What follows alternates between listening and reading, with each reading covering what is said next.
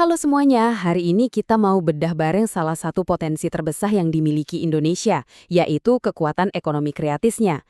Ini adalah sebuah gelombang baru yang sedang dan akan terus membentuk masa depan kita. Yuk langsung kita mulai.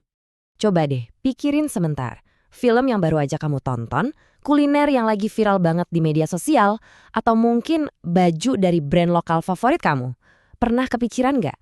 Apa sih benang merah yang nyambungin itu semua? Nah, benar banget. Semuanya itu lahir dari kreativitas, inovasi, dan budaya. Yang ternyata, wow, punya nilai ekonomi yang gede banget. Inilah dunia ekonomi kreatif, sebuah ekosistem yang luar biasa dinamis.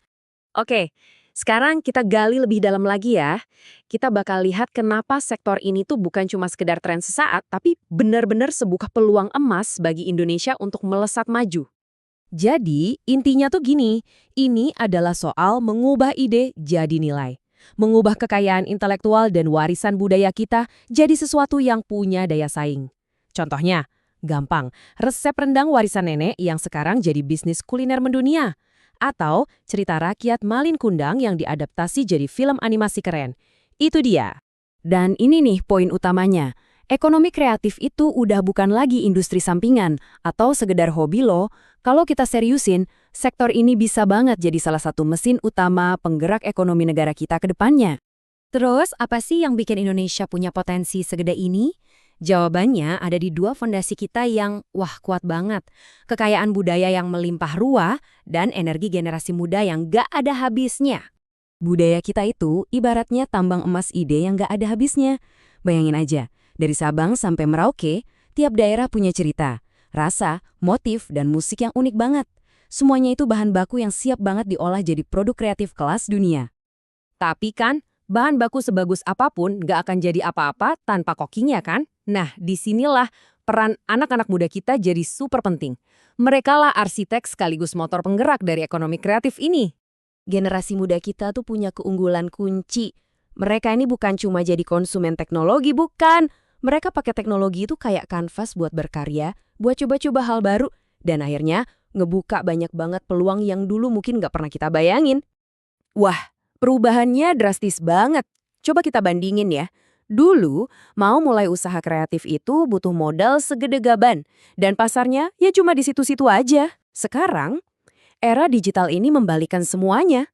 Modal jauh lebih kecil, tapi seorang kreator dari pelosok desa sekalipun bisa loh jualan produknya ke seluruh dunia. Nah, kalau budaya dan anak muda itu ibarat bahan bakarnya, maka teknologi digital inilah akseleratornya, mesin pendorongnya, gitu, yang bikin pertumbuhan ekonomi kreatif kita bisa melesat berkali-kali lipat. Ini kuncinya, tanpa adopsi teknologi, semua potensi keren tadi mungkin cuma jadi angan-angan aja. Teknologilah yang ngebuka gerbangnya, ngasih panggung, dan nyambungin para kreator kita sama penikmat karya di seluruh dunia. Dan mesin penggeraknya ya ini, platform-platform digital.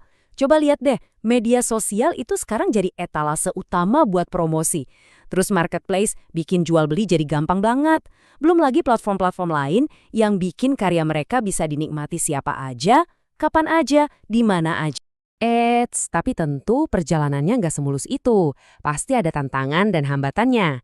Tapi tenang, setiap tantangan ini pasti bisa diatasi kalau ada ekosistem dukungan yang solid. Soalnya, para kreator ini nggak bisa jalan sendirian. Peran pemerintah jadi krusial banget buat menciptakan iklim yang enak, yang kondusif, semacam rumah yang nyaman gitu, buat ide-ide kreatif bisa tumbuh subur. Dukungannya juga harus nyata ya.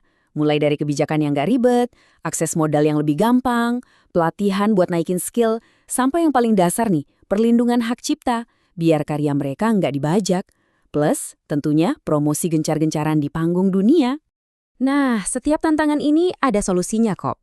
Misalnya, buat ngadepin persaingan global yang ketat banget, ya kita harus tonjolin keunikan lokal kita. Terus masalah modal dan SDM gimana? Nah, di situ perlu ada program dari pemerintah, plus pendidikan dan pelatihan yang makin digenjot. Oke, jadi apa sih perekat yang nyatuin ini semua? Jawabannya cuma satu kata, kolaborasi. Yuk kita lihat kenapa ini jadi kunci dari segalanya. Ini tuh kerja gotong royong teman-teman. Pemerintah, pelaku usaha, kampus, komunitas, sampai kita semua sebagai masyarakat harus gerak bareng, saling bantu buat bangun fondasi ekonomi kreatif yang benar-benar kuat. Nah, alurnya tuh kira-kira kayak gini. Pemerintah buka jalan lewat regulasi yang mendukung. Terus, para kreator dan pengusaha ngisi jalan itu pakai karya-karya inovatif mereka. Kampus-kampus nyiapin talenta-talenta baru biar nggak kehabisan stok. Dan yang paling penting, kita, masyarakat, jadi konsumen yang bangga sekaligus jadi marketernya produk-produk lokal. Kutipan ini benar-benar ngerangkum semua harapan dan potensi yang dari tadi kita obrolin. Ini tuh bukan lagi mimpi, tapi target yang realistis banget buat kita capai bareng-bareng. Dan pada akhirnya ya, ini tuh soal yang jauh lebih besar dari sekedar angka-angka ekonomi. Ini soal identitas, soal cerita baru bangsa kita, soal rasa bangga sama budaya sendiri, dan soal gimana kita nunjukin ke dunia, inilah wajah Indonesia yang kreatif dan inovatif. Jadi pertanyaannya sekarang kembali ke kita masing-masing ya. Apapun peran kita, mau itu kreator, konsumen, atau cuma penikmat, kreativitas apa nih yang bakal kita sumbangin buat ikut ngebangun masa depan Indonesia? Terima kasih udah nyimak bahasan kita kali ini.